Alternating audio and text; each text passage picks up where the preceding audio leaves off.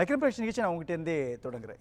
அதிமுகவை ஆர்எஸ்எஸ் இயக்குகிறது அப்படின்ற ஒரு கருத்தை தாவேகாவினுடைய 2வது மாநில மாநாட்டில் விஜய் முன்வைக்கிறார். பாஜகவினுடைய அழுத்தம் மேலிடத்தினுடைய அழுத்தம் அப்படின்றார். இதற்கு பதிலளித்த மத்திய இணையமைச்சர் எல்முருகன், அப்படி இயக்குனா அதில் என்ன பிரச்சனை இருக்குது அப்படின்னு கேட்குறாரு. திருமாவளவன், விடுதலை சிறுத்தைகள் கட்சியினுடைய தலைவர் திருமாவளவனும் இதை சொல்கிறாரு, அதில் ஜாக்கிரதையாக இருக்கணும் அப்படின்ற ஒரு இடத்த சொல்கிறாரு. அப்போது அதிமுகவை ஆர்எஸ்எஸ் இயக்குகிறது அப்படின்றது யதார்த்தம் தானா, உண்மையா?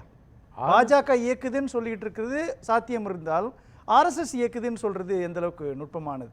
பாஜகவுக்கும் ஆர்எஸ்எஸ்க்கும் பெரிய வித்தியாசம்லாம் இல்லை இந்தியாவில். பிஎல் சந்தோஷ் வந்து ஆர்எஸ்எஸ்ல இருந்தவர். அவர் தான் வந்து பாஜகவுடைய ஆர்கனைசிங் செக்ரட்டரி, அதாவது ஆர்கனைசேஷனெல்லாம் கண்ட்ரோல் பண்ணக்கூடிய ஆள் தான் அவர் தான் வந்து அண்ணாமலைக்கு குரு. அண்ணாமலைக்கு அரசியலுக்கு கொண்டு வந்தது, அவரை வந்து தமிழ்நாட்டில் ட்ராவல் பண்ண வச்சதும் அவர் தான், ஆர்எஸ்எஸ் தான். இப்போது அண்ணாமலையுடைய ஃபார்முலாவை தான் போன பாராளுமன்ற தேர்தலில் அவங்க கடைப்பிடிச்சாங்க.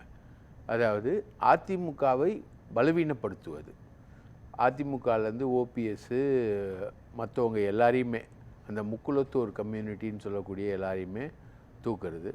அதே மாதிரி ஜான் பாண்டியன் தேவேந்திர குல வேளாளர் கம்யூனிட்டியில், ஏசி சண்முகம் வேலூரில், அதே மாதிரி பார்த்திங்கன்னா கொங்கு பெல்ட்டில் அண்ணாமலையை நிற்க வச்சு அண்ணாமலையை வந்து ஒரு கவுண்டர் தலைவராக அங்கே ப்ரொஜெக்ட் பண்ணுறது.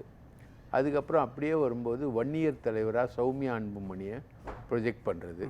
அப்படின்னு சொல்லிட்டு ஒரு பெரிய ஒர்க் அவுட் ஃபார்முலாவை உருவாக்கி 18% வாக்குகளை வந்து அவங்க போன பாராளுமன்ற தேர்தலில் வாங்கினாங்க.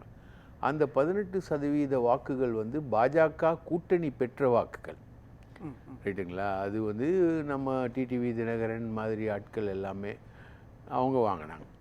அதிமுக வந்து பாஜகவை எதிர்த்து போட்டிட்டு, பாஜக எதிர்ப்பு வாக்குகள் இப்போ கள்ளக்குறிச்சியில் வந்து கம்மியான ஓட்டில் தான் வந்து அவங்க வெற்றி வாய்ப்பை இழந்தாங்க அதிமுக.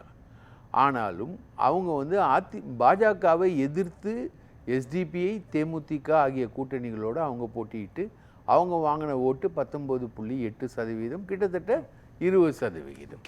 நீங்கள் பார்த்தீங்கன்னா டோட்டலாக பாஜகவும் அதிமுகவும் சேர்ந்து பெற்ற வாக்குகள் 37%, 38%. அப்போது அண்ணாமலையுடைய இந்த டிசைன் முழுக்கவே வந்து ஆர்எஸ்எஸோட டிசைன் தான். நீங்கள் பார்த்தீங்கன்னா இன்றைக்கி தேவேந்திர குல வேளாளர்கள் மத்தியில் கிருஷ்ணசாமியும் பாஜக ஆதரவாளர், ஜான் பாண்டியனும் பாஜக ஆதரவாளர், நீங்கள் அங்கே இருக்கக்கூடிய எல்லாருமே பாஜக ஆதரவாளர்.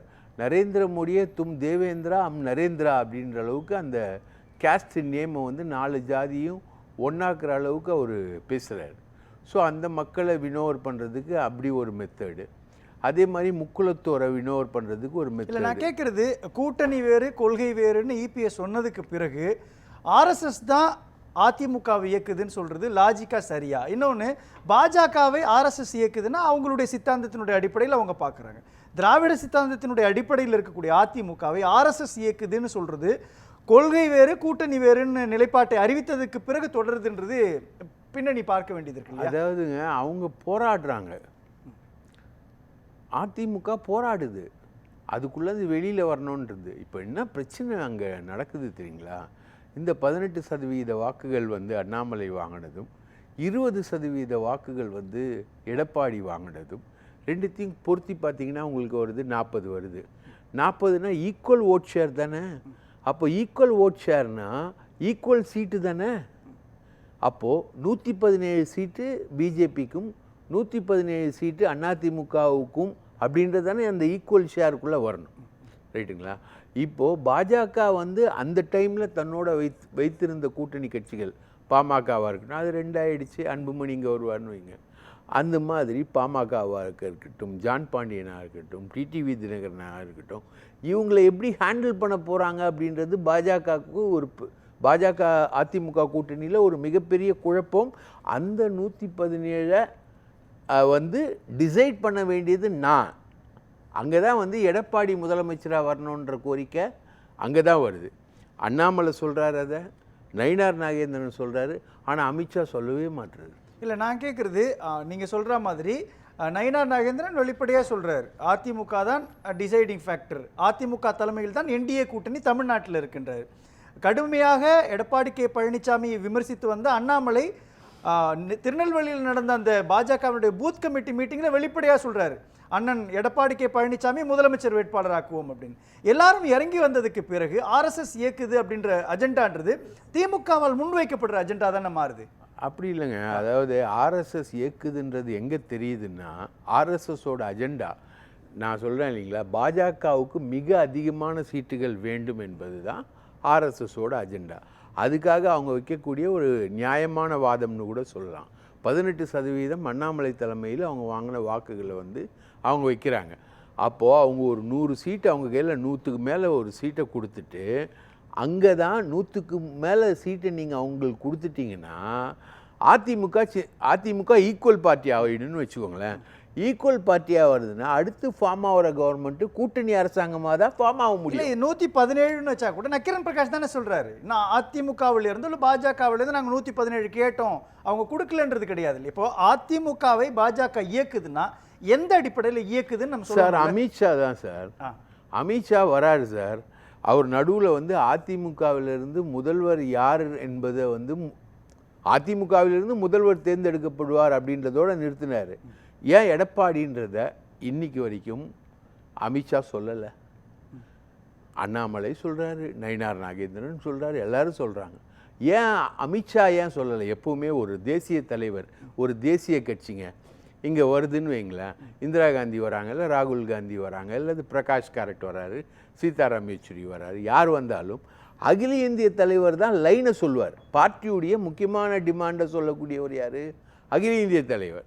இன்றைக்கி ஓட் சோர் அப்படின்னு ராகுல் காந்தி ப்ரொபகண்டா பண்ணிக்கிட்டு இருக்காரு. ஸோ அந்த முக்கியமான டிமாண்டை சொல்கிறவர் அகில இந்திய தலைவர்.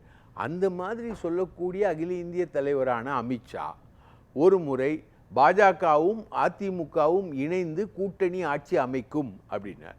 உடனே எடப்பாடி பழனிசாமி அதில் ஒரு கமா போட்டு பாஜக அதிமுக கூட்டணி ஆட்சி அமைக்கும், நாங்கள் இணைந்து கூட்டணி ஆட்சி அமைக்க மாட்டோம், ஆட்சியில் பங்கு அதிகாரத்தில் பங்குன்றது ஆர்எஸ்எஸோட டிமாண்டு. அவங்களோட டிமாண்ட் எங்கேருந்து வருதுன்னா இந்த அதிகமான சீட்டு கேட்கறதுலேருந்து வருது. அந்த டிமாண்டு இருக்குது, மறைமுகமான அஜெண்டாவில் அது இருக்குது. அதை வந்து நல்லிஃபை பண்ணுறதுக்கு எடப்பாடி பழனிசாமி போராடுறாரு. எடப்பாடியோட பழனிசாமியுடைய போராட்டம் வந்து வரவேற்கத்தக்கது ஒரு திராவிட இயக்கம்ன்ற அடிப்படையில். அதை வந்து நல்லிஃபை பண்ணி பாஜக வந்து அவ்வளோவா கிடையாது, அது இல்லாமல் அதிமுகலேருந்து போனவங்க ஓபிஎஸ் டிடிவி அவங்களுடைய வாக்குகளை வாங்கிட்டு நீங்கள் 18% பிம்பத்தை காட்டிக்கிட்டீங்க, உங்களோட உண்மையான சதவீதம் 3%, 4% தான் அப்படின்றது எடப்பாடியுடைய இது. எடப்பாடி சொல்கிறது உண்மையாக கூட இருக்கலாம், ஏன்னா பாமகவுடைய ஓட்டையும் சேர்த்துக்கலாம், ஏசிஎஸ் இவங்க ஓட்டையும் சேர்த்துக்கிட்டா அது உண்மையாக கூட இருக்கலாம். ஆனால் இவங்க டிமாண்ட் பண்ணுறது பாஜகவுக்கு மிக மிக மிக அதிகமான சீட்டுகள் அப்படின்றது எந்த அளவுல வந்து நிக்குதுன்னா, அமித்ஷா வாயில நிக்குது. தேர்தல் ரீதியிலான கணக்குகள் அப்படின்றது வேற, சித்தாந்த ரீதியிலான கணக்குகள்னு ஒன்று இருக்கு இல்லையா. இப்போ ஆர்எஸ்எஸ் அதிமுகவை இழக்குது அப்படின்னா சித்தாந்த ரீதியாக அவங்க டைலூட் ஆயிட்டாங்க, ஆர்எஸ்எஸ் உடைய சித்தாந்தத்தோடு இணைந்து போயிட்டாங்க அப்படின்றப்போ அதை தானே பார்க்க முடியும். மதுரையில் பேரறிஞர் அண்ணாவை பற்றியோ அல்லது மறைந்த முதலமைச்சர் ஜெயலலிதாவை பற்றியோ அப்பொழுது பாஜகவினுடைய மாநில தலைவராக இருந்த அண்ணாமலையினுடைய பேச்சுக்கு பிறகுதான் அவங்க 2 பேருக்குமான அந்த கூட்டணி உறவு 2024 உடைஞ்சது. அதற்கு பிறகு அதிமுக என்பது திராவிட கட்சி அப்படின்றது நிலைப்பாட்டில் உறுதியாக இருக்கிறாங்க. கடைசியாக அதிமுக பாஜக கூட்டணி உறவு பற்றியான உரையாடல் வரும்பொழுது மத்திய உள்துறை அமைச்சர் சென்னைக்கு வந்தாலும் கூட அவர் மயிலாப்பூரில் காக்க வைக்கப்பட்டார். அதில் ஸ்ட்ராங்காக இருக்கிறாங்கல்ல. இப்படி ஸ்ட்ராங்காக தன்னை நிலைநிறுத்துகிற கூட்டணி ரீதியிலான பேச்சுவார்த்தையிலும் சரி, சித்தாந்த ரீதியிலான தெளிவிலும் சரி, அதிமுக தன்னை நிலைநிறுத்திக்கிச்சு இல்லையா. அப்ப எப்படி நம்ம வந்து இன்னமும் அதிமுக ஆர்எஸ்எஸ் ரீதியான பேச்சுவார்த்தையிலும் சித்தாந்த தெளிவோடு இருக்கிறாங்கன்னு சொன்னீங்க இல்லையா. இதே அமித்ஷா வந்து டெல்லியில் சந்திக்கும் போது 2 கட்சிகளுக்கும் இடையே காமன் மினிமம் ப்ரோக்ராம் வரும்னார். கலைஞர் வந்து பாஜகவோட கூட்டணி வச்சப்போ ஆர்டிகிள் 370 கிடையாது, ராமர் கோவில் கிடையாது, யூனிஃபார்ம் சிவில் கோடு கிடையாது. இதெல்லாம் வந்து காமன் மினிமம் ப்ரோக்ராமில் இன்வால்வ் பண்ணிட்டு தான் கூட்டணி போகிறாங்க. இப்போ அதிமுக பாஜக கூட்டணி, அதிமுக பாஜகவோடு கூட்டணியே வைக்க மாட்டேன்னு சொன்னவங்க இப்போ கூட்டணி வச்சுருக்காங்க. கூட்டணி வைக்கும்போது என்ன சொன்னாங்க, காமன் மினிமம் ப்ரோக்ராம் இருக்கும், சிஎம்பி இருக்குன்னாங்க. எங்கே சிஎம்பி? ரைட்டா? இப்போ பாஜகவோட இவங்க கூட்டணி வச்சுருக்காங்க. பாஜக மும்மொழி கொள்கையை ஆதரிக்குது, அதிமுக இருமொழி கொள்கையை ஆதரிக்குது. நீங்கள் ஆட்சிக்கு வந்தால் மும்மொழி கொள்கையா இருமொழி கொள்கையா? அதுக்கு என்ன கிளாரிட்டி? நீங்கள் கூட்டணி ஆட்சின்னு வேற சொல்கிறீங்க. அதிமுக எப்பவுமே தன்னுடைய நிலைப்பாடு இருமொழி கொள்கை தானே. அதான் சார், அண்ணாவினுடைய அதுக்கு பாதையில நாங்க பயணிக்கிறோம். நாளைக்கு பாஜகவோட சேர்ந்து கூட்டணி ஆட்சி அமைக்கிற கண்டிஷனுக்கு வராங்கன்னு வச்சுக்கோங்களேன். தேர்தல் முடிவுகள் அப்படி வருது, ஒருவேளை அப்படி வருது, பாஜக ஆதரவு இல்லாமல் கூட்டணி அமைக்க முடியாது, பாஜக கூட்டணியில் பங்கேற்குது. அப்போது அமையக்கூடிய அரசு இருமொழி கொள்கையை கடைபிடிக்குமா மும்மொழி கொள்கையை கடைபிடிக்குமா? அதுக்கு அங்கே தேவை என்ன இருக்குது? Common minimum program. அந்த காமன் மினிமம் ப்ரோக்ராம் எங்கே சார்?